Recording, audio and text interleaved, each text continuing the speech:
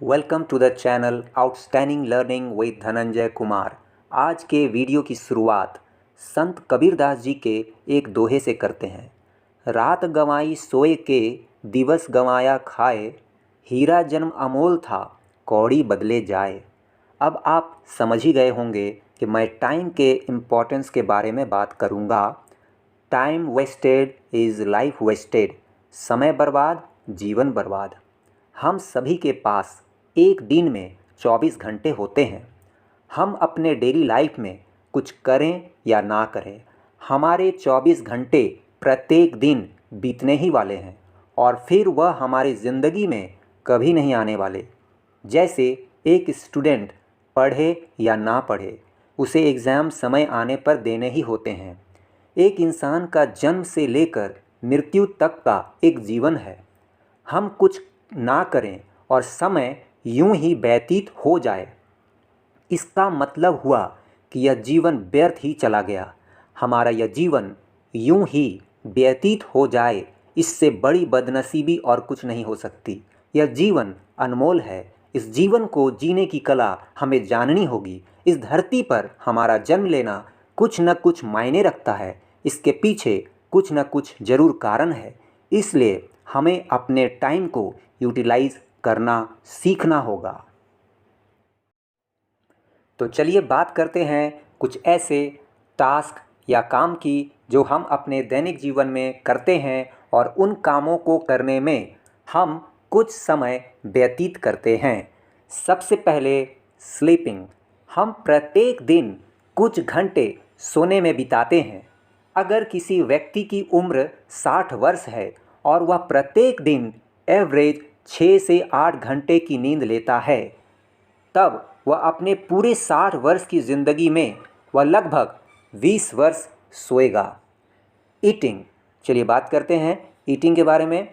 Eating यानी breakfast, lunch और dinner करने में पूरे 60 वर्ष में वह 5 साल व्यतीत करेगा।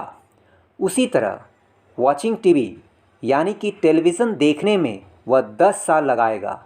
उसके बाद डेली रूटीन में कुछ ऐसे काम हैं जो हमें प्रत्येक दिन करने होते हैं। उनको करने में पूरी ज़िंदगी भर में 2 साल बीतेंगे, जिन्हें हम डेली कुछ मिनट के लिए करते हैं। उसके बाद searching for misplaced things. 1 year. कभी कभी कुछ चीज़ों को इधर उधर हम रख देते हैं और बाद में हम उन्हें ढूंढते हैं, उसमें कुछ समय हम लगाते हैं। इस तरह से एक व्यक्ति अपने 60 वर्ष की ज़िंदगी में वह करीब 1 साल अपनी खोई हुई चीज़ों को अपने घर पर ही ढूंढने में बिता देता है। अब चलिए बात करते हैं standing at red light. 1 year. कभी कभी हमें ट्रैफिक लाइट में यानी कि रेड लाइट होने पर ग्रीन सिग्नल का इंतज़ार करना होता है। इस तरह से पूरी ज़िंदगी हम रेड लाइट पर इंतज़ार करने में जो समय बीतता है वह 1 वर्ष का होता है। उसके बाद बात करते हैं वेटिंग इन क्यू। 1 ईयर। किसी लाइन में या कतार में खड़े होने में पूरी ज़िंदगी मिलाकर करीब 1 वर्ष बीतेंगे। उसके बाद सम अदर टास्क। 5 ईयर्स। कुछ ऐसे छोटे छोटे टास्क होते हैं जो हम अनजाने में करते ही हैं या उन्हें करने ही होते हैं। उनको करने में पूरी ज़िंदगी मिलाकर करीब 5 वर्ष हम व्यतीत करते हैं। इन सब टास्क को करने में जो हम समय लगाते हैं, अगर हम उनका टोटल करें तो हम पाएंगे कि 60 ईयर्स में 45 ईयर्स हम इन सब कामों को करने में बिताते हैं। अब जो हम प्रोडक्टिव टाइम पाते हैं वह है 15 ईयर्स। इस तरह से प्रत्येक इंसान को एक दिन में 24 घंटे ही मिलते हैं और प्रत्येक इंसान इन सब कामों को करते भी हैं। लेकिन कुछ लोग सक्सेसफुल होते हैं और बहुत सारे लोग फेलियर हो जाते हैं। इसका कारण यही है कि जो यह प्रोडक्टिव टाइम 15 ईयर्स जो हमारे पास आ रहा है, इसका हम कैसे यूज करते हैं। इस टाइम को हम अपने लाइफ में यूटिलाइज़ कर रहे हैं या मिसयूज़ कर रहे हैं या यूं ही इसे जाने दे रहे हैं। जो अपने लाइफ में सक्सेसफुल हैं वह भी इन कामों को अपने डेली लाइफ में करते ही हैं, लेकिन वह प्रत्येक दिन अपने कुछ समय में कुछ ऐसे कंस्ट्रक्टिव कामों को करते हैं जो उनके रिज़ल्ट को पॉजिटिव बनाते हैं और अपने परफॉर्मेंस को बेहतर करते हैं, जिनसे उनका जीवन सक्सेसफुल होता है। वह अपनी लाइफ में सक्सेसफुल होते हैं और वे फेस इन द क्राउड बनते हैं, सेंटर ऑफ अटेंशन बनते हैं, लोग उनको पहचानते हैं।